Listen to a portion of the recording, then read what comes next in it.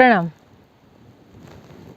मैं हमेशा आपको अलग अलग वनस्पतियों के बारे में बताती हूँ, लेकिन इस बार मैं आपको एक ऐसी वनस्पति के बारे में बताने वाली हूँ जो काफ़ी दुर्लभ प्रजाति मानी गई है। ये भारत में तो देखने को मिलती है, लेकिन पूर्व एशिया, दक्षिण एशिया में भी ये वनस्पति पाई जाती है। ये वनस्पति जो है वो जैसे हमारे बाकी के पेड़ होते हैं, यानी पीपल, बरगद, नीम, उम्बर, जो हमें हर जगह देखने को मिलते हैं, लेकिन ये वनस्पति काफ़ी कम जगह को देखने को मिलती है, इसीलिए इसको दुर्लभ वनस्पति मानी गई है। ये काफ़ी पर्णपाती वृक्ष है और इसकी ऊंचाई अगर आप देखेंगे तो ये 40 से 50 फीट तक ऊंचे जाते हैं ये वृक्ष। आयुर्वेद में इसकी छाल, पत्तियाँ, फल, फूल, इसकी जड़ों का काफ़ी महत्व बताया गया है। अगर इस वृक्ष की पत्तियाँ आप देखेंगे तो ये जामुन के वृक्ष की पत्तियों जैसी ही दिखती है। ये काफ़ी हरी रहती है।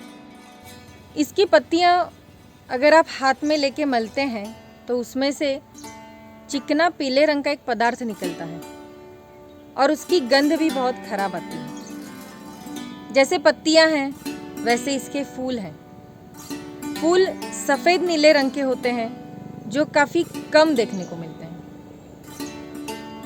और ये वृक्ष की अगर आप शाखाएं देखेंगे तो वो काफ़ी पतली होती है, लेकिन काफ़ी मजबूत भी होती है। ये आसानी से टूटते नहीं हैं। तो ऐसा ये सख्त वृक्ष, इसके फल भी बहुत सुंदर होते हैं। इसके फल टिमरू के फल के जैसे दिखते हैं। जब ये कच्चे होते हैं तो हरे रंग के होते हैं, लेकिन ये जब पक जाते हैं तो ये हल्के पीले रंग के दिखते हैं। अगर ये फल को आप चीरते हैं या फोड़ते हैं तो उसमें से इसके बीज निकलते हैं। हर फल में 4-5 बीज निकलते हैं। इसके जो बीज हैं, इसकी विशेषता ये है कि ये काफ़ी गोलाकार होते हैं, चपटे होते हैं और दोनों तरफ इसको मखमली रुआं होती है, काफ़ी रेशाएं होती है। तो ये जो बीज है, इसको भी आयुर्वेद में एक बहुत ही गुणकारी ऐसी दवाई मानी गई है जो इसके फल में पाए जाते हैं। इसके फलों का औषधि गुण देखेंगे तो जो वातनाशक है, पित्तनाशक है, जिनको खून की कमी है, रक्त के रोग हैं, जिनको खुजली के रोग हैं, बवासीर है और ज़्यादा से ज़्यादा जिनको मूत्राशय में जलन होती है, तो वैसे रोगों में भी इसके फलों का काफ़ी इस्तेमाल किया जाता है। जैसे फल, पत्तियाँ और फूल है, वैसे ही इनकी जड़ें, इनकी जड़ों का भी बहुत ही अच्छे से इस्तेमाल किया जाता है। और ये कहना अतिशयोक्ति भी नहीं होगी, मनुष्य के जीवन में केंद्र स्थान यानी हमारा हृदय, हृदय की जो रक्तवाहिनियाँ हैं उसकी नाड़ियों को ये काफ़ी उत्तेजना देता है। इसकी नाड़ियों का अच्छे से इसको मजबूती मिले, इसकी वजह से श्वसन क्रिया पे हमारा काफ़ी प्रभाव पड़ता है, उसको उत्तेजना मिलती है ताकि रोगियों को श्वसन क्रिया में कोई तकलीफ नहीं रहती।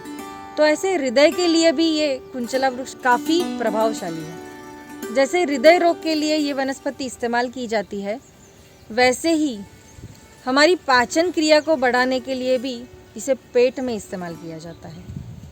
ये हमारी आंतियों की अगर शिथिलता बढ़ गई है तो इसे मजबूती देने का काम करता है। ऐसे अलग अलग रोगों के लिए इसको इस्तेमाल किया जाता है। फल, पत्तियाँ, इसकी छाल, जड़ें, हर चीज़ का इस्तेमाल होता है। अगर शरीर में कहीं गांठियाँ भी हो गई हैं तो ऐसे में ये वृक्ष का इस्तेमाल किया जाता है। अगर सर्पदंश हुआ है तो ये वृक्ष का इस्तेमाल किया जाता है, इसके फलों का इस्तेमाल किया जाता है। ऐसे ही जख्म हो, गांठिया हो, नपुंसकता हो, तो ये सारी चीज़ों के लिए कुंचला बहुत ही प्रभावकारी वृक्ष माना गया है। ये जितना औषधि है उतना ही ये थोड़ा विषकारक भी है, क्योंकि इसका अधिक मात्रा में अगर मनुष्य सेवन करता है तो ये वृक्ष उसके प्राण भी हर सकता है। लेकिन अगर इसका सही से इस्तेमाल किया जाए तो ये अमृत तुल्य के समान है। अगर आप इस वृक्ष का इस्तेमाल करना भी चाहते हैं तो किसी आयुर्वेदिक चिकित्सक की सलाह से ही करें।